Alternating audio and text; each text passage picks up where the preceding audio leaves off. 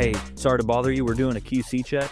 You don't say quality control, you just say QC because you want them to ask, what's that? Oh, quality control. So if there's been a job going on, they can say, hey, we did so-and-so's job down the street. Did you get any debris blowing your yard? Oh, you didn't? Okay, perfect. We got 2 more jobs coming up right next to you. I want you to have my information. If for some reason some little wrappers blow in your yard, I know you're completely capable of picking it up. But I'll send my guys over here if you call me to come pick that up, because you shouldn't have to do that. I think it's all mental. You could get yelled at 10 doors in a row, and that 11th door could be the good one. But if you take those old door knocks to it, it could ruin that whole, that whole experience. And then you just never know what people are going through, what you're walking into. Most of the time when you do a good job, and at the end of it all, people actually are really appreciative of what you did. You hear people that sometimes start off very aggressive, and at the end of it, thank you for knocking on my door today. You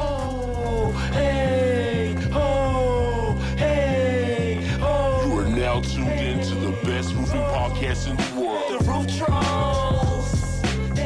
Here we go, yeah. Roof Trollz. All right, Roof Trollz, let's go, baby. Here you go. All right, so we've got the special guest today. We have Tyler Stevens, and we have Teddy Hoffman here. They are our first out-of-town guests, actually. So let's go. Kind of cool. Brought them in specifically from Texas. They paid their own way. Out-of-town means like farther out, because we've had some Chicago guests on here. But yeah, they're like out of state, man. That's awesome. Yeah, they paid their own way just to come here for us. I'm just kidding. No, but specifically for that. Yeah, we'll start here with Tyler. Tyler, tell us a little bit about yourself, your company, and let's go from there. Yeah, so I own Complete Contractor Group. We're a 2-year-old company. As far as the birth of the company, we didn't actually start operating till about 1.5 years ago. And so we're growing rapidly. Obviously, from Texas, we're headquartered out of Frisco, Texas, and we're expanding out here to Illinois, and we're growing rapidly. And so, with that expansion, we're trying to, build big sales teams to help us scale even more. Now, well, tell us a little bit about your background, too. Oh, what yeah. brought you into roofing. Tell us a little about the sports background. I think that's some pretty cool stuff, because both of you guys have that. Yeah, so, me and Teddy actually grew up together. We grew up on the same street since we were little kids, 8 years old.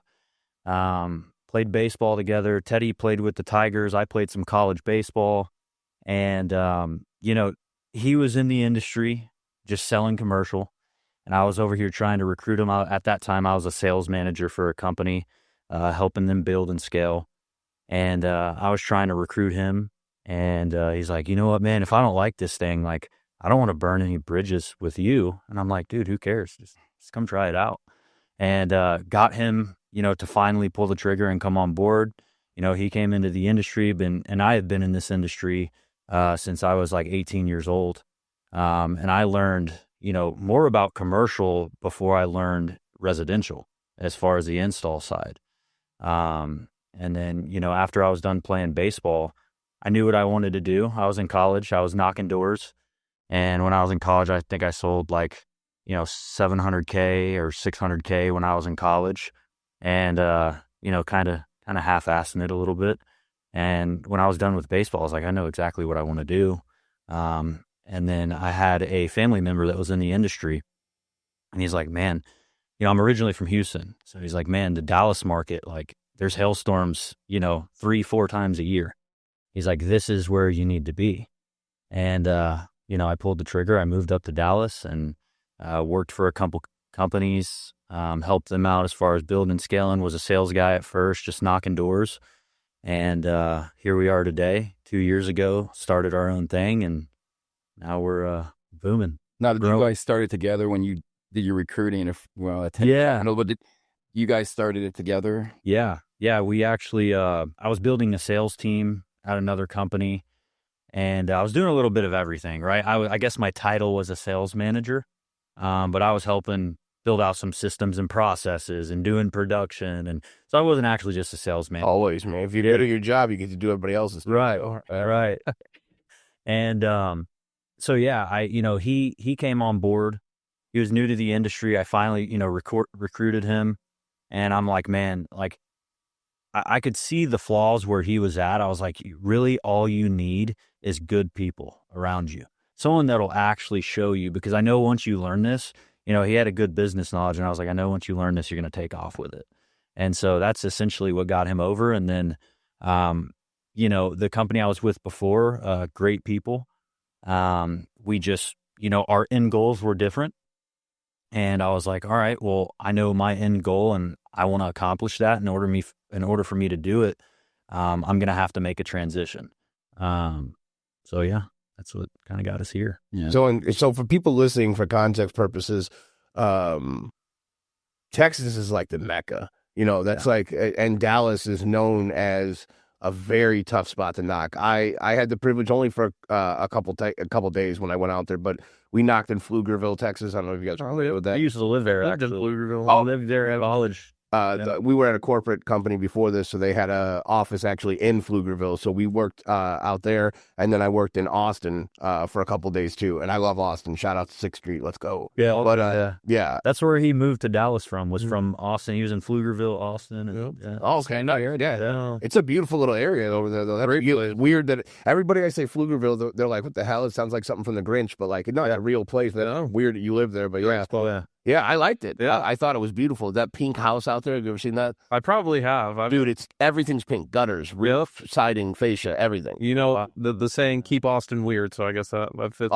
Yeah, it fits perfectly. Yeah, and those people are definitely out there. Yeah, Texas is like its own little, like someone picked you up in a claw machine, just dropped you. Yeah, right. But I got to experience that market, and it's weird because I worked with a girl that worked with the company from Pflugerville, and she'd been doing this for like 4 or 5 years. And I always tell this story. I went to this house with her, and it was just pelted, man. It's covered in spatter.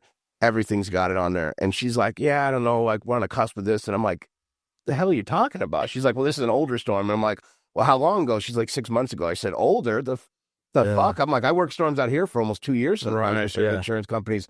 So I get on this roof, and I'm chalking it out, and I got 10 hits easy on this left slope, and I'm over here on the other side. I got 12 hits over there, and she's like, yeah, generally I like to get 20 to 25 before we submit it. And I'm like, what the hell are you talking about? Jeez. But that's how frequent the storms are, and how I didn't know that the deductibles work the way they did out there. Yeah. So like, you go to sign somebody, and all of a sudden they got a $10,000 deductible. Like, no, you're reading that wrong. You're probably looking at code coverage. Go on there, and it's like, no, it's a $10,000 deductible, and it makes sense. You're putting a roof on, and then a month later it gets pelted with hail, and real hail out there, and then it just does damage to it. But like, it's a whole new market out there. So if you were successful at that level, then obviously you guys are looking to go somewhere nicer. So what's the game plan with Chicago? Like, how does this play into this whole thing? Ted, you want me to dive in there? Yeah, no. So kind of like you said, Dallas is very competitive, and with that comes, there's no licensing in Texas. Your barber has to be licensed. We tell people this all the time, but your roofer doesn't. And because of that, you got 7,000 companies. Through Tyler and his brother-in-law, they've got a great network up here. It's been probably in talks for over a year, I'd say. Yeah, I mean, Blake and I had been talking about this when I was at other companies. And I mean, he's been a real estate broker in the Chicago area for 15 plus years. And so, he's from the area too, grew up here, had family that owned businesses here. So like, have built up a good reputation here, and a good network. Yeah. And so we've always talked about it. And I would say probably for the last like 4 years, we've talked about it. And then as going about it, Blake's kind of stirring up things, and it's always good when you have other people pushing your narrative, right? So hey, I've got 3 people that need a roof inspection. All right, so let's go look at them. And, literally yesterday we just got off probably a 80 square wood shake. And then as we're doing that, another lead comes in, and then another person also needs help. The next thing you know, we're probably about 7 leads that Blake's generated all by himself. Without knocking a door. Without knocking the door. Outreaching. So the writing's kind of been on the wall of like, hey, I think we can get some things really going up here. We work with another property management company down in Dallas that owns a ton of properties up here, So it's just kind of, it makes a lot of sense if we think we've been successful down here, and, the relationships that Blake has, I think we can stir up some pretty crazy stuff here, kind of like we do in Texas. That's awesome. So you guys have a spot like picked out. Is this like, are you guys going into an empty building? We're going to run a new office. You guys going to set up shop there, or as you guys go, are you merging with somebody? Are you acquiring somebody? Like, how does this work? So that's in the talks right now. We're a part of a platform right now. Okay. And so Mike is very familiar with it. Do Mike, you want to talk about the platform more? Because I think you're one of like the original guys. yeah. A lot of our listeners have no idea what a platform is. Yeah. I'm going to explain it. Yeah, we'll go in full detail, but I'll let you guys go. I don't know how much we can technically give because the legal paperwork. Well, we can absolutely, elaborate. Yeah. If people aren't familiar, there's a lot going on behind the scenes. If you've ever heard of private equity, now private equity is buying up roofing companies, and there's a great analogy for it. If anybody knows Grant Cardone, I don't know if you've seen his ads for especially the HVAC industry of private equity buying HVAC companies, building them up, and reselling them to bigger buyers. The same thing's kind of happening in roofing. For baseball terms, I'm a baseball guy. I think this is a great analogy, but where that's at in the process as far as like new entry, people being bought out and sold is HVAC's what we call kind of in the 8th inning. And roofing now is in the 3rd inning. And, per all our conversations, we think in the next 5 years, it's really going to have a foothold change, and some people are starting to notice it.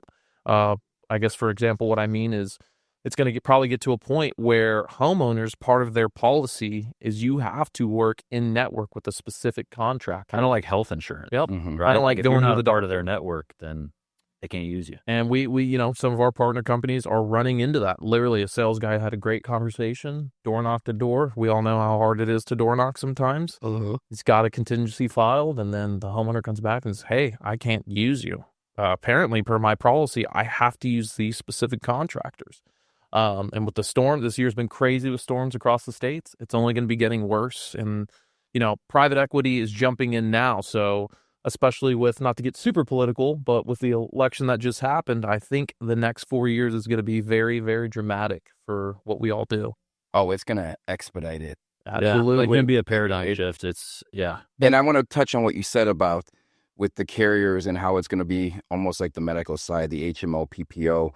Yep. We were at an event in Minnesota, and we worked with a few guys, Ty Adams, Tony Flatham, and they have a mastermind group called One More Door, and I did an event with them, and they had Mike Goldenstein from Roofle there, and he used to work at GAF, and he was in a lot of those rooms where private equity was talking with GAF just about how to maneuver and take over the industry, and that was one of the things that they were talking about is this is going to happen whether we like it or not, because it's already happening in the medical industry. And I know a lot of people, I'm sure our listeners don't even know this or know this at all.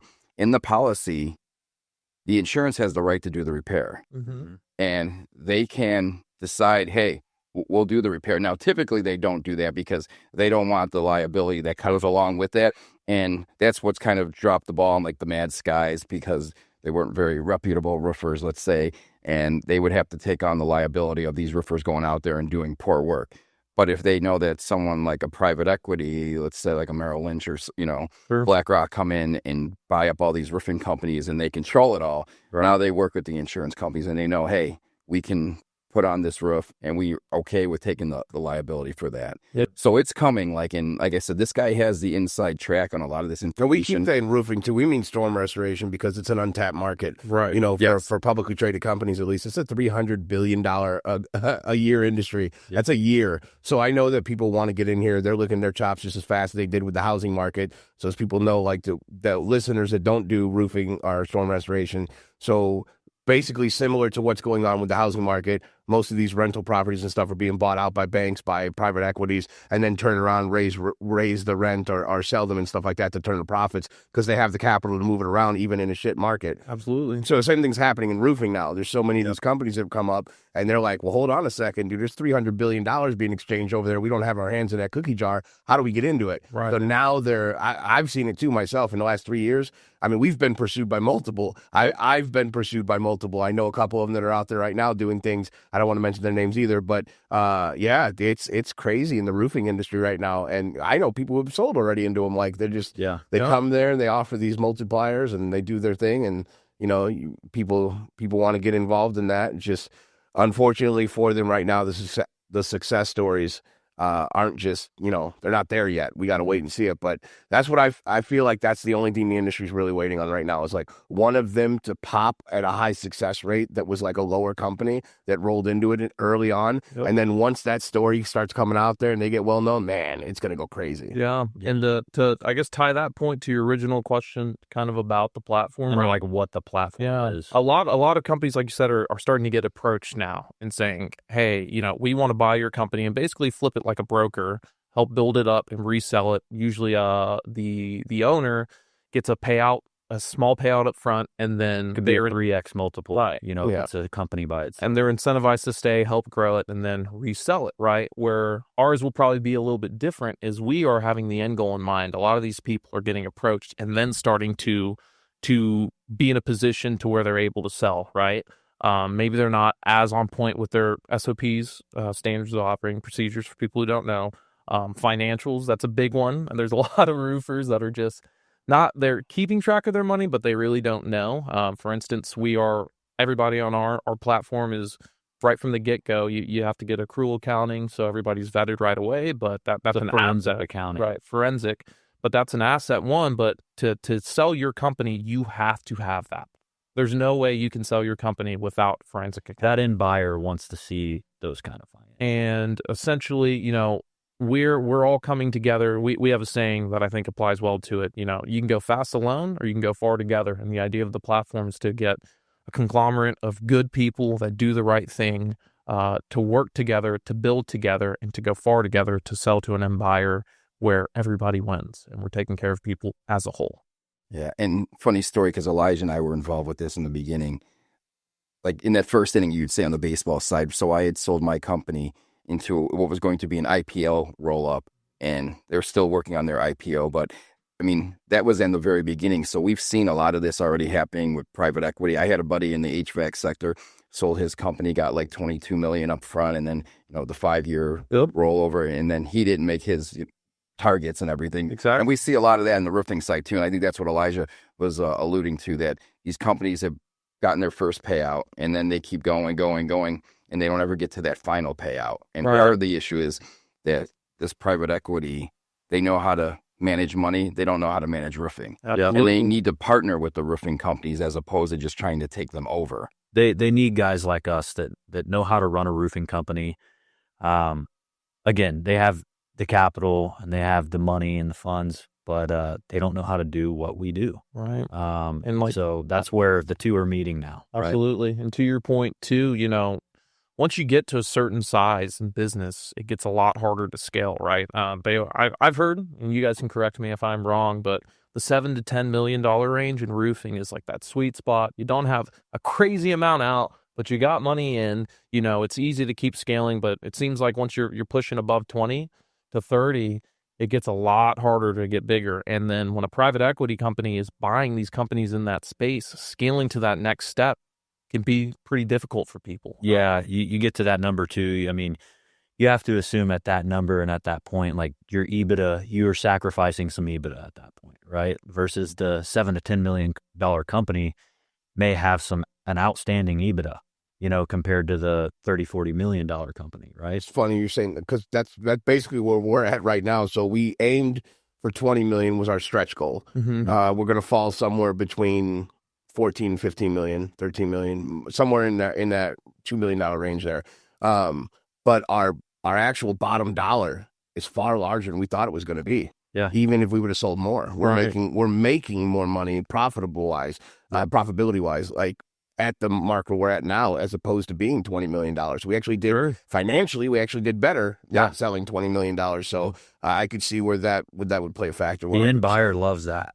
Yeah. The end buyer loves that. Usually though, the end buyer, might not know how to get from that 20 to that 30. And that's where having a knowledgeable owner can really help the private equity side of things. And that's why they tie them in together, right? You don't get all your money up front. Typically, there are cases where they do.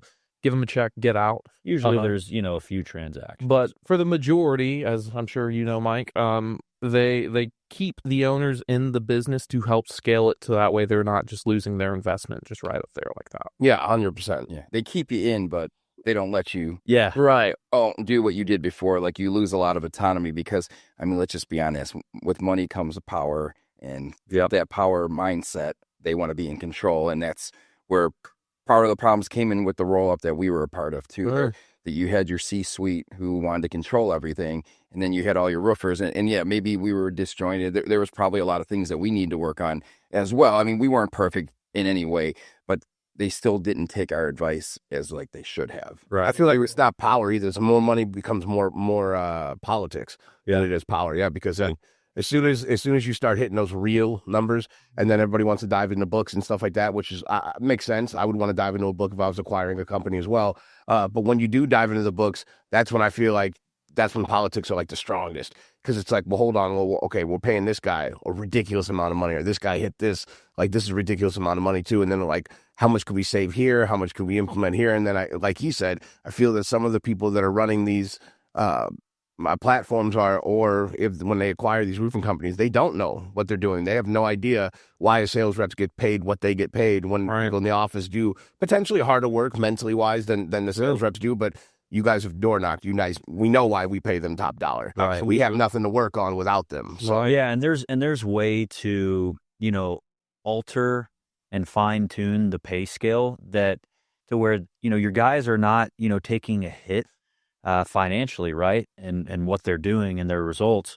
But it's more appeasing to these end buyers, right? As far as pay structure and pay scale, right? Like your typical, I mean, most roofing companies are doing just a profit split, right? Yeah. And 1099. yeah, I mean, that's 1099. So, they look for structure and predictability. That's always what the end buyer is looking for in their investment.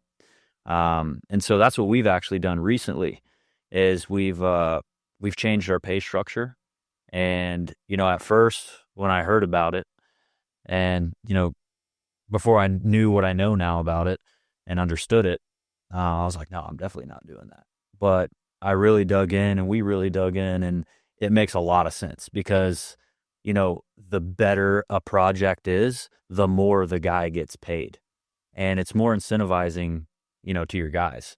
And we can thank the platform for that, because that's the beauty of it, is it's also kind of like a mastermind, right? So that's how we met Mike. Right. It is how we met Mike, and everybody's good at different things, right? And we are on the newer side, but we get to adopt those things and get to benefit from it. And then at the same time, we can help out in the spaces that we have more knowledge on. Maybe that's just navigating commercial deal.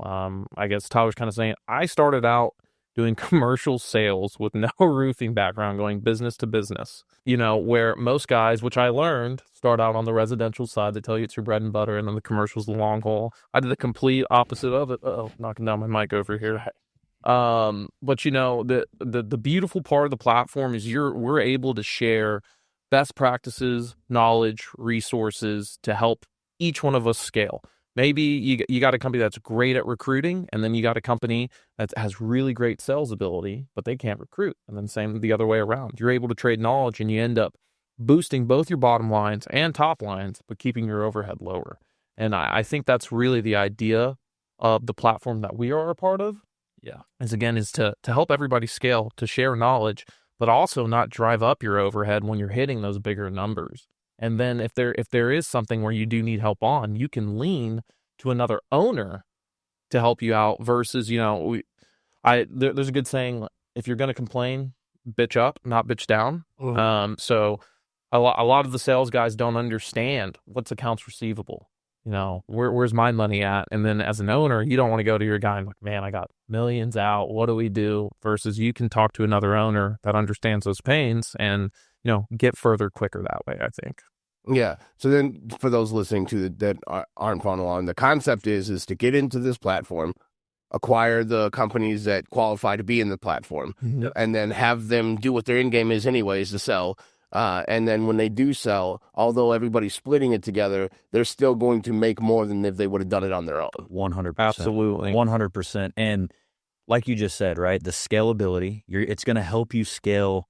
You could scale the same way with less people when you're on the platform. And then obviously you're going to make a lot more when you selling with the platform than you would by yourself. Yeah. Yeah, we've already benefited from the relationship with Dustin from Three Kings. Shout out to Dustin. Yeah. So just talking to him, he's like, hey, I got this call center. You want some leads? I'll give you like 10 or 15 of them for free and see how they roll. I mean, we're closing over 50% of them. Yeah. Beautiful. I mean, it's like, That's what these leads are amazing. Like, we'd always talk about buying leads, and typically, if you close 1 out of 3, you're happy. Yep. I mean, we're closing. No, we haven't had the insurance come out yet, anything, but they're getting signs and they're finding damage on almost 60% of the deals that the appointments we're going to. And if the customer no-shows us, it gets kicked back and call center just eats it. So it's a guaranteed appointment. Not only that, but these people know what we're there for. I bought leads before where I gotta sell once I get into the door, but right here now they're like, oh yeah, we don't understand the insurance. You guys got to look at the roof, right? Okay, yeah, go ahead and hop up there. Like that's what we're walking into. Like so that's quality leads, and I'm sure that we'll probably purchase more of those for the next storm. We're in the process of fine tuning our comp plan as well with our guys. So like we're doing a whole rehaul, and getting it all in order right now, writing the SOPs, getting the contracts ready, finalizing that between the owners here, and then we should roll that out probably about a week before the new year starts, and then let the guys review it and come back, sign on, and implementing new trainings and stuff. So we got like a lot of fun stuff for next year, so we're excited about it. nice. Oh, that's very exciting. And then I guess to the whole back to the profit split and stuff, essentially like the way we run now, right, our model of paying guys, if you break down the numbers, like he was saying, you'll actually make more if the job's more profitable. But I think the biggest thing about it is it switches the mindset. It creates a better team environment. Right. Instead of now the guy worrying about getting a certain share of the profit, he's worried about getting jobs built, and he has support where he needs. Maybe you have a guy that's great at sales, but has no business getting on a roof. And has no business project managing, scheduling trades, coordinating all And of before you'd get 2 guys that are like, hey, how about we just split it? And then one guy's doing 90% of the work. that. And then when it comes time to get paid, it's like he didn't do anything right. And in the structure we have now that we've got to adopt, if you need help getting on a roof, there's a certain percentage allocated to that guy for that. And then the guy that's good at selling, he can go sell more jobs versus spending time trying to get on roofs when he hates it and he's complaining about it to his significant other or to his teammates or whatever. So yeah, all in all, the platform's been incredibly beneficial to us. Yeah, and you were talking about Dustin. We're actually, I don't know if he has told you, but we're actually probably going to be officing together. So we're getting ready to get into a large office, and we're going to be splitting that office. And He got a pretty big operation already. yeah, he's in like, I don't know, 7 different states. Been at 16 How years. great is that going to be though in the same building? Yeah. Shit. I mean, and ideally, you walk in and you see our partner brands logo. Reputable is the name of it. And you'll see Reputable up there, and then you'll see CCG and Three Kings, and we're going to access each other's resources. And, at the end of the day, I think everyone can talk about great ideas, but what we're really doing before we even launch is we're already creating a proof of concept, stuff that's already working, like what you just said, right? Like those leads that came in, that's a piece of proof of concept. And then, there's been multiple things that, Dustin and I have done together. Seth Adams at Adams Roofing, shout out Seth, he's utilized the platform, and what did you say? He cut out like $300K in salaries. He saved like $300K in salaries because of it. And so, I mean, those are huge things, and that's a proof of concept right there. So we're super excited about all of it. Yeah, it's awesome, and I can't wait to see. What happens. You guys have like, is there an end goal? I mean, I know you guys can't go down too many details like that, but like, is there an end goal? Like, what are we looking at here? 3 years, 2 years? So you obviously want to have the rolling 24, right? But I mean, it could happen within 2 years, right? Or we may say, hey, we want to hold off another year. So we don't exactly know yet. But I'd say at least 2 years. Yeah, I'll get the little teasers. The goals right now are to see what the growth will be in those first 2 years of people where they started coming in and where they're at then, and just to show proof of how the platform itself has helped each individual company grow quicker. Nice. And you guys are picking a good time to come over here because I don't know if you guys are familiar with the weather patterns. Do you guys follow the weather, how it works and everything like that? Yeah. So Tornado Alley just shipped shifted over. I was telling these guys, I was pumped about it like a year and a half ago. It shifted over. So like Illinois, Indiana, and them, we're right in the heart of it now. Okay. We were like outside of it. Yeah. So we got our first taste of it this last year. And no joke, I think Illinois had like 29 tornadoes. And then Indiana had 4 of them. And then we got 3.5-inch hail here in a town that where we work in frequently anyway, but 3.5. That's the largest. I've been in this since 2017. It's the largest I've ever seen. I traveled for 3-inch down to Indianapolis last year, or 2 years ago, a little place called Cloverdale. But 3.5-inch, and then it was like 90-mile-an-hour winds on the same day. So leaving craters in the ground. I know you guys are familiar with that stuff. No, we never had that here. So if last year, or this year, I should say, is any indication of what's going to happen in the future now with the shift of the weather, man, we're in for it now. Yeah. Absolutely. E-companies should be really ready for us. Right. And then all the hurricanes that have happened this year, I guess one thing through the platform, Florida got hit with obviously a big hurricane. Yeah. We're not like 2 of them. One was huge though, but yeah. And I think another one's coming apparently. There's another hurricane. I mean, 2. We're supposed to be brewing up. So, oh wow, yeah, like what he was saying, like we're not licensed in Florida.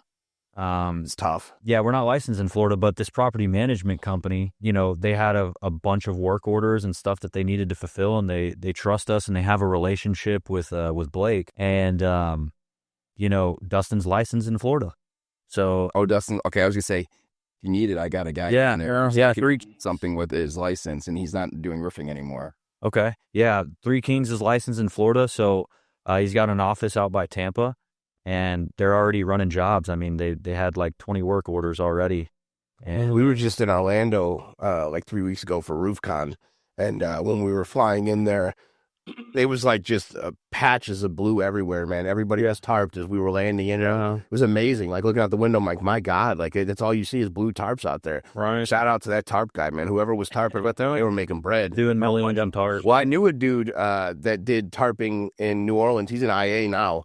That works out there, but he did tarping exclusively in New Orleans when I forget which hurricane was that, the big one in New Orleans, Katrina. Katrina. But he was just laying down tarps and getting paid for it. They were paying $1,500 a tarp for a steep, and then $500 for just your basic walkables. Right. Like flat rates, didn't matter how big the tarps were or how many. Those were rates per tarp you laid down. Like 20, 30 a day. Dude, he said he did over $150,000 in revenue there. Yeah. And he was there for like 3 or 4 weeks. Like just crazy, just dropping them down. He's like, I was tarping all day long. Yep. And he's probably getting cash, and he's just getting it as soon as he's done and collects. That's where the good money is at on those hurricanes, getting in, getting the tarps and getting out. Oh yeah, shrink wrapping's also. Oh yeah. You're not responsible for anything, but we can blame you for any problems going on. Yeah. And you get paid right away. Yep. You don't have to wait for the carriers to pay, because that's where it becomes tough, because you got to wait for the carrier, and of course they're going to delay. But then by the time they've delayed so long, that homeowner may need that money for something else. Like, I don't care about my roof anymore, and the money, and then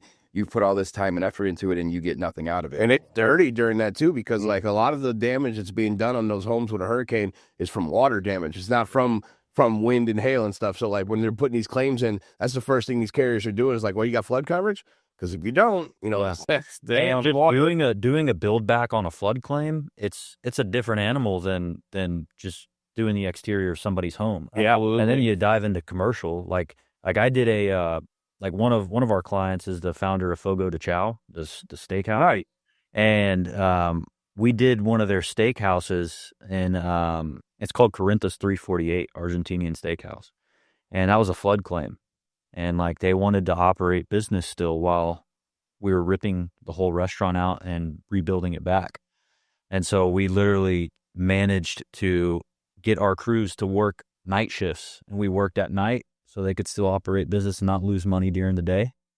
And let me tell you, I was basically their wine cellar. I'd go there at night, and I'd go take a little nap in the wine cellar, and then take a 2 in there. That's under 2 hour nap. And is that after drinking the wine, or Yeah, no wine while I was there, unfortunately. But I still had to take care of business during the day too, right? Like it's not like my daytime stuff stopped, right? So it was just like, it was crazy. But those flood claims are so much different. Like, they're so much more invasive. I mean, any little tiny thing, like, and especially somebody who owns a home, I mean, they notice any little tiny thing in their home, right? And so, all the red tape, it's like there's usually a lot of it, right? Because if one little line is off on the paint, they're like, oh, can you fix that? And so they can just be a huge headache. So you got to kind of pick your battles whenever you go attack those kind of projects. Yeah, luckily we don't have to worry about that. No hurricanes affecting any houses out here. Yeah, right. That's tough. So when do you guys officially make the move to Chicago? I know you guys are down here right now, but when are you guys going to be living in the city as well? Or? No, so Blake actually, he lives in Illinois. And so he's in Lake in the Hills, if you know where Lake in the Hills is. Yeah. Yep. And so he's a part of he lives in like a country club community. We're actually talking about re-roofing the country club. It's all, what is it? Certainty Belmont? Yeah, Certainty Belmont. Copper gutters, copper dormers, valleys. But to answer your question, we don't have a set date that we're going to get in office. That's obviously, we're kind of partnering up together a little bit and kind of, using the platform to help each other out. Strategic. We're trying to be strategic about it. So we don't have a set date that we're going to get in office. Now, obviously, with scale is going to determine when we get in office. So, we start tacking on a bunch of sales guys, like we're going to need that office space.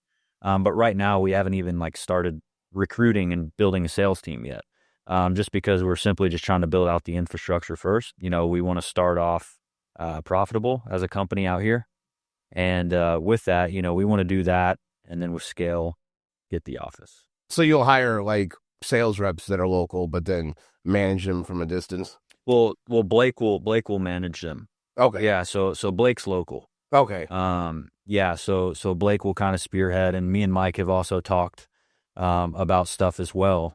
And so, yeah, we're going to kind of team up, and yeah, we can definitely manage them from Texas, right? We'll be obviously making a lot more trips up here. We've already anticipated that.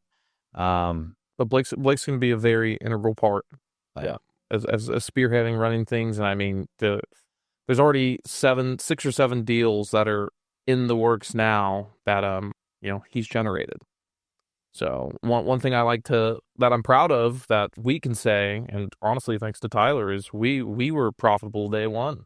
Thank God we're blessed to be in a position to where we don't have debt, and we were able to start when we started business. We had work coming in to really get work going. So I guess maybe we were in debt for 2 weeks, but that idea of the jobs that will be produced already up here will help fund and get things going versus having to, I guess, put it all on the line. And then with the relationships we have, leveraging the platform, leveraging each other, we'll get further quicker and ahead and go farther. I'm excited. And like you said, this time of the year, I think it's good timing as well. I'm big on building out an infrastructure before you just get balls to the wall, super busy, because then you're all over the place. You're scatterbrained. Your SOPs are all out of whack. You're just essentially just trying to figure it out, right, as you go. And we don't want to do that. And so that's what we're doing right now, is creating systems and processes. And those systems and processes in Texas are going to be the same here, maybe some minor tweaks because it's a different market. But we want to, build that out before, a huge storm hits and, we're building a bunch of jobs every month and have a whole sales team. Our infrastructure is what we're focused on right now. Obviously, revenue is there's pipeline deals that are in the pipeline right now. And so, yeah, hopefully that answers your question. Yeah, 100%. And it's good to have the downtime right now too. So in our industry, there's no time when we shut down. People think that, because it's construction, they assume that once the weather breaks, that's it for us, but no, hell no.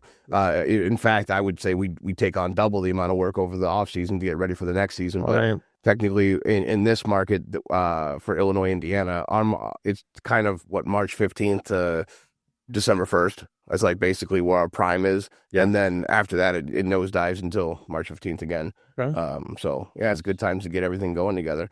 So we got to wrap up here soon, but I did have a question. So what positions did you guys play in baseball? Take a guess. I want to hear some guesses. You guys already told me your story. Okay. Yeah. Second base, left field.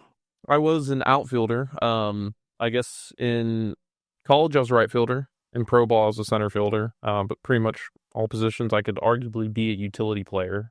High school I played second and pitched a little bit, but arm couldn't take it, and I didn't want to go down that route too long, so I was an outfielder. Nice. Yeah. I was a pitcher and I played center field. Oh, okay, nice. Yeah. Your primary pitcher? Yeah, so I was a starting pitcher, but like in college, I was a true two-way guy. So I literally would, like, one game I'd start pitching, and let's say the next week I'd go start in center field. As long as like my arm had time to recover and go through my recovery process after I pitch. 10 ABs. What's he hitting against you? Come on. 10 ABs. He was a good hitter. Really good hitter. Curveball too. Where'd that come from?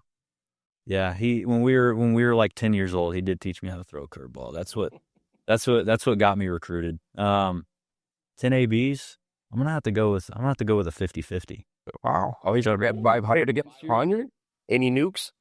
That'd be at least one. No nukes. No, dude. No. He won't, like, come on. He won't hit. That was a 4-hole hitter. He's good at sticking that bat out there, but he's not hitting nukes off. I'll go. He says 50-50. I'm going at least two or three for 10 with one pump.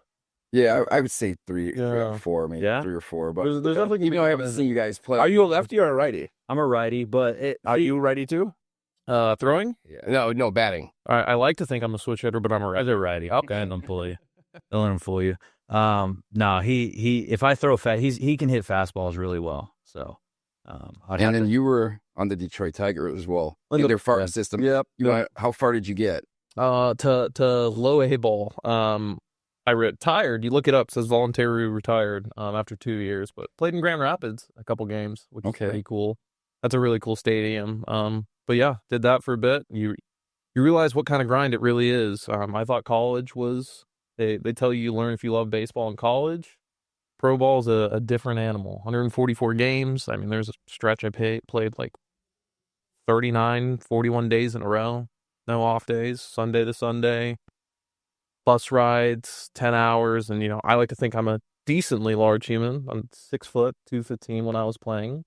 And then I got guys next to me who are 6'5", 270, and there's 50 of them.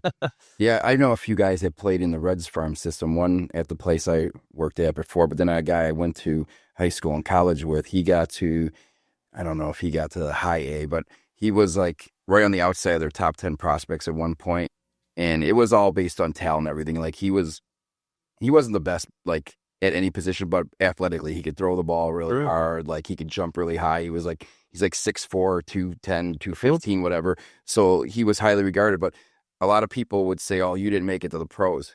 He made it to the farm system. How many people can say that? So, like, I'm sure you probably have people say, oh, you didn't make it all the way. That's I don't care what anyone says. That's a major accomplishment, making it to the major league. The hard one. Getting drafted. Just getting drafted. Like, yeah. The hardest sport in the world is it's got the 3 minor leagues to even get into the majors. Then once you get to the majors, 3 out of 10 get you to the Hall of Fame. That's how hard that the level is. Like if you could hit 3 times out of every 10, you can make the Hall of Fame that way. Most people build their careers between 2 and 3. Yep. Lucky to tee off on 2, and then you see those, like, I've only witnessed it once in my entire life, never in a batter's box, but 90-mile-an-hour pitches. That's fucking insane. Oh, yeah. And then to be able to lock onto it, adjust your hands, make contact, drive it through. Yeah, put it where you want to put it, all within like tenths of seconds. Yeah, is absolutely incredible. Poetry in motion. Yeah, baseball's a game of failure, and so to anyone that's watching that does door knocking in baseball terms, right? If you ever played baseball and you're out knocking doors, selling roofs, solar, whatever it is, and you get discouraged, I like to always tell people, in baseball, you may have 4 at-bats a game, and then that game's over, right? Like knocking doors, it's the same thing, right? It's all at-bats. It's a game of failure, right? But except in this part, you have unlimited at-bats. There's unlimited houses you can go knock. So, it's a game of failure, and so you got to treat it like at bats, and you just keep going. And it's equivalent too, because like you said, in baseball you get 4 at bats, you might get a hit, and that's great. 1 for 4, you handle your business. But then you get out in the door knocking, it's the same thing, but a lot larger numbers. You're getting 1 out of 50 if you're a great door knocker. You're getting one out of 50 if you're a great door knocker. Right. 1 out of 100 if you're the average door knocker. But if we tell our reps all the time, you failed because you chose to fail. If you're out hitting 100 to 150 doors, I don't care who you are, 150 doors a day, you're getting signs. The end of that week, you're walking out 3 to 5 signs. It's guaranteed to happen. Right. You're going to keep talking. You're going to learn along the way what the hell you're saying that's fucking you up. And then by the time you get to that 100th door, you're spitting fire. Yeah. And then, it's momentum ridden. It was a game. It's a game of momentum. I always tell our guys, like, conversations too. Like, how many good conversations did you have today at the doors? And like, try to keep those conversations going. Like, sometimes starting out, you're not going to know exactly what to say. You don't know everything. And so you're just learning. Build a relationship. Roofing aside, talk to them and build a relationship, right? And so, you just can't get too discouraged. You got to keep them going, and you got to get your knocks in. I mean, you never know who's going to call you back. I've had times where I've told reps too, don't be pushy with people. If they're not interested in it, you just remain professional, because that's something they haven't seen at the door. Yeah. I know you've been knocked by a bunch of people, and here's the thing. I'm getting a lot of reports out here that people aren't being handled the right way. Yep. I'm not saying that that's you. I'm not saying the contractor you chose is a bad one. What I am saying is I'm going to leave you my card, and if anything should happen, or you get confused on something, or communication drops somewhere, give me a call. I'm willing to help you, even if you're not my customer. I just want to make sure you guys are taken care of. I'm already working with so many in the neighborhood. You're going to see me from time to time anyway. Just keep me in mind. And when you're just leaving the card, like, they have no idea how impactful that is, because 2 weeks later, 3 weeks later, when their contractor forgets to call them, drops the ball somewhere, you're getting a phone call. Like, they're going to call you. And they may drop the ball. It's likely. It's likely. Have y'all used the QC check? So we have a next to you. Yeah, so we always knock the door and we just say, hey, sorry to bother you. We're doing a QC check. You don't say quality control. You just say QC because you want them to ask, what's that? Oh, quality control. So if there's been a job going on, they can say, hey, we did so-and-so's job down the street. Did you get any debris blowing your yard? Oh, you didn't? Okay, perfect. We got 2 more jobs coming up right next to you. I want you to have my information. If for some reason some little wrappers blow in your yard, I know you're completely capable of picking it up. But I'll send my guys over here if you call me to come pick that up, because you shouldn't have to do that. And all that is an icebreaker. They're like, oh, I really appreciate it. It makes them feel good, right? You're not there to sell, right?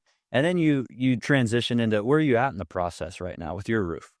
They're more likely to talk to you because you have already brought them value before you even started talking about the roof. The fence down. Well, one of our guys last year was doing the gift cards to Starbucks, and we told him about it. He finally followed through with it, and he was getting signs off that. You just bring a $5 gift card, go get 4 of them, go knock all the neighbors around the build that you're doing in the morning. Let them know, hey, there's going to be some noise here, and I apologize for that. I wanted to let you know your coffee's on me today. Please go enjoy a cup of coffee. I apologize for the noise. I'm just helping your neighbor get their roof that I got bought through the insurance done. Yeah. Where are you guys at in the process? Like, have you guys been handled, and immediately they're more perceptive because you've given them something. They're like, they're excited because who's not excited about coffee? Right. And then 2, they're just like, oh, man, that was really nice of you that you didn't have to do that. And then they hear, oh, wait, what do you mean through the insurance? Then the conversation starts, and then you're just talking. That's all you're doing at that point. Right. Yeah. It's awesome. it's the transition, getting that, like you said, getting that wall down. I mean, that's the biggest hurdle right there. At the end of the day, you're truly providing something that somebody needs to. I think it's all mental, and I thank God for being able to play baseball for so long, because it just sets you up for life, but especially this business so well.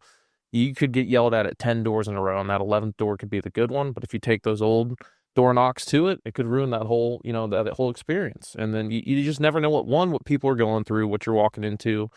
And, most of the time when you do a good job, and at the end of it all, people actually are really appreciative of what you did. Like, you hear people that sometimes start off very aggressive, and at the end of it, thank you for knocking on my door today.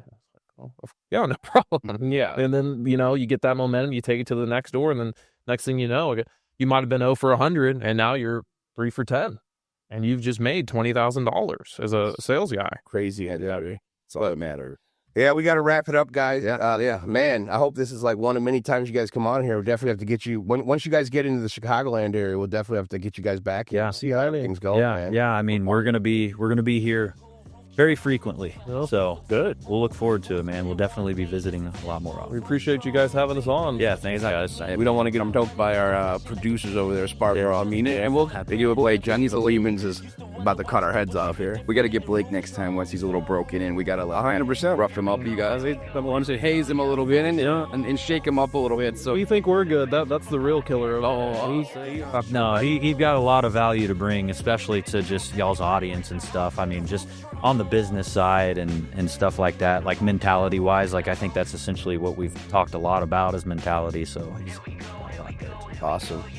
All right, guys. Well, thanks a lot. see you guys next Thank time. you, guys. Thank you. Appreciate it. See you guys. Roof Trollz. Yeah.